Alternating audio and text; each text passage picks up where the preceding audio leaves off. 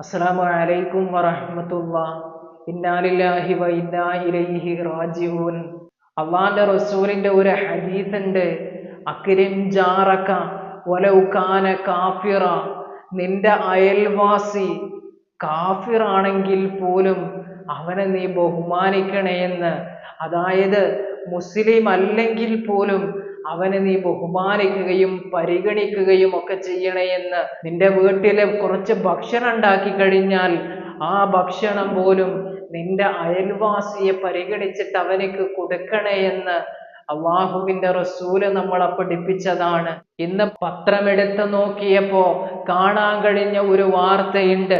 മുല്ലപ്പള്ളി എന്ന് പറയുന്ന സ്ഥലത്ത് ഹൈദ്രോസ് എന്ന ഒരു ഉസ്താദ്, ആ മനുഷ്യന് 70 വയസ്സാണ് പ്രായം. അദ്ദേഹത്തിന്റെ ഭാര്യയായ കുൽസുമ്മ ബീവി 70 വയസ്സ്.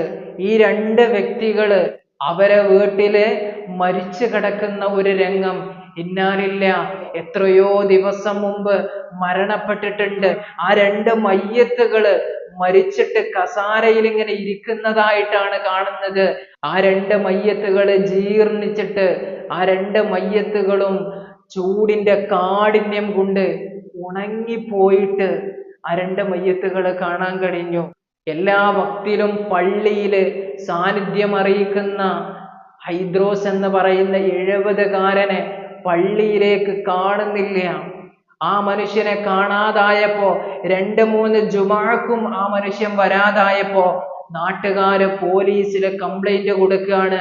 ഇന്നാലിന്ന വ്യക്തിയെ ഞങ്ങളെ പള്ളിയിലേക്ക് സ്ഥിരമായി കടന്നു വരുന്ന ആ മനുഷ്യനെ കാണാനില്ല എന്ന് പറഞ്ഞിട്ട് ആ മനുഷ്യന്റെ വീട്ടിലേക്ക് കടന്നു വന്ന് പോലീസ് വാതിൽ ഉള്ളിൽ നിന്ന് പൂട്ടിയതായിരുന്നു.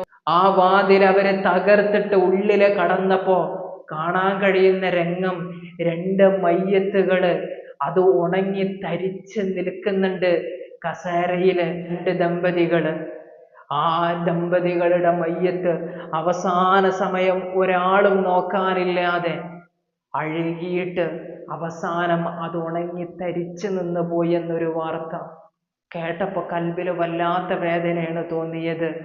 കുൽസുമ്മു ബീവി എന്ന 70 വയസ്സുള്ള ആ ഒരു ഉമ്മാക്ക് കണ്ണ് കാണൂലാല.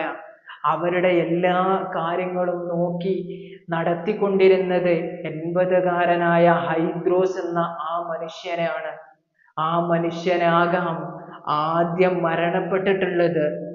ഒരു പരസഹായവും കിട്ടാതെ വളരെയേറെ വേദനയോടെ വിശപ്പിന്റെ കാഠിന്യം സഹിച്ച് ഒരു മനുഷ്യനോട് തൻ്റെ ആവലാതിയും വേവലാതിയും ബോധിപ്പിക്കാൻ കഴിയാതെ വളരെ വേദനയോട് കൂടെയാകാം കുൽസുമു എന്ന ആ 70 വയസ്സുള്ള ആ ഒരു ഉമ്മ ഈ ലോകത്തോട് വിട പറഞ്ഞത്.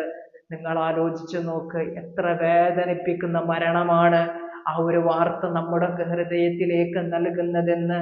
പ്രായമായവരെ പരിഗണിക്കണം സുഹൃത്തുക്കളെ.